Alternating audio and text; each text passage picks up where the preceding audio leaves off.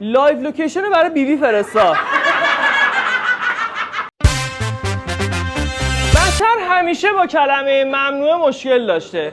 کلمه ممنوعه رو میشنیده میگفته که ایول میخوام انجامش بدم، چون هم حس میکرده با کلاسه، هم انگار یه کار خاص میخواسته بکنه. از همون بعد به شروع وقتی که دیدن انسان به وجود اومد گفتن آقا سیب ممنوعه. اولین چیزی که ممنوع سیب بود، آقا سیب نخور. و دومین چیزی که انسان خورد چی بود دوستان؟ بله سیب. اولیشو بعداً بهتون میگم چون بعداً ممنوع شد.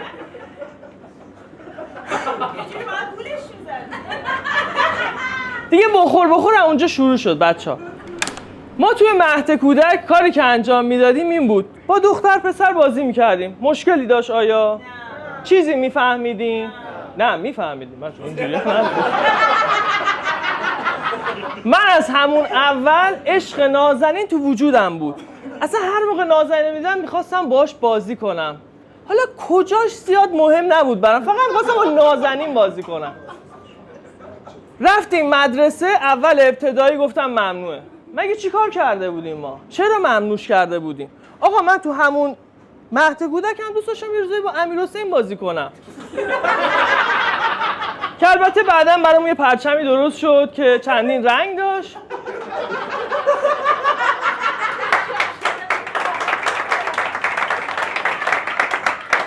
خیلی زشته من بخورم معرفه. کجا بودیم؟ پرچم. تو جای بدی بودیم. رفتیم مدرسه گفتن آقا ممنوعه.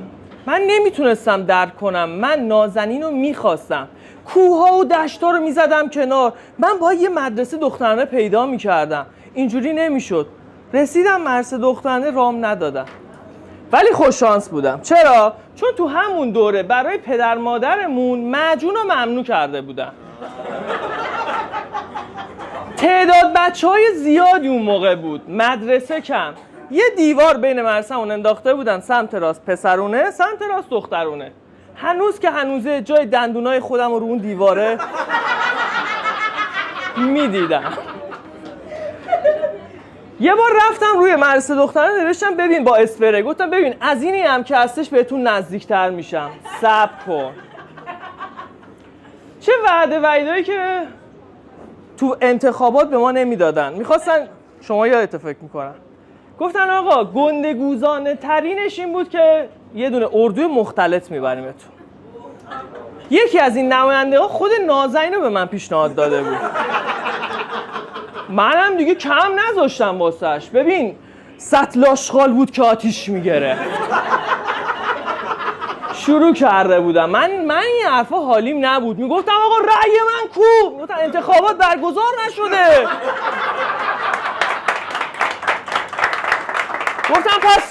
گفتم پس چرا این انگشت من قرمزه؟ دوستان نازنین یکم زود به بلوغ رسیده بود. تجربه داری آره؟ ما کاری نمیتونستیم بکنیم. من اونجا میخواستم نافرمانی مدنیمو شروع بکنم. ناخونامو بلند کردم. از مدرسه بدون لیوان آب میخوردم. تو کیف که میدونستم بسم الله میکوبیدم زمین. یه همچین آدم خفنی بودم من. چرا موهات بلنده؟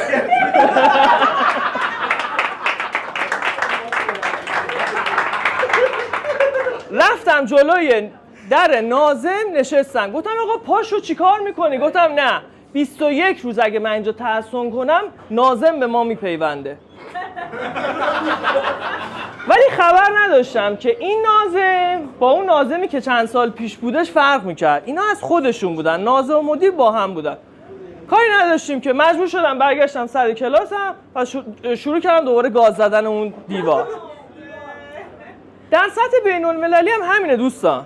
شما وقتی که میگی آقا بمب اتم نساز، اینا نمیخواستن بسازن. انقدر گفتی نساز، گفتم آقا بسازیم ببینیم چیه. نوکش هم تیز کنی.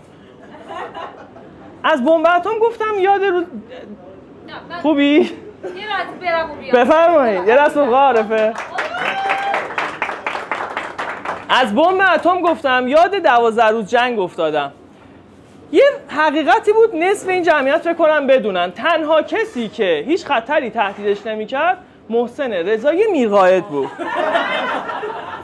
یعنی سران دوتا کشور میدونستن ممکنه یه اتفاقی براشون بیفته ولی این نه. آخر جا عصبانی شد. لایو لوکیشن رو برای بیبی فرستاد. آقا یه ریز پرنده به ما نمیرسه. که نتانیاهو هم با یه دیسلایک جوابشو داد.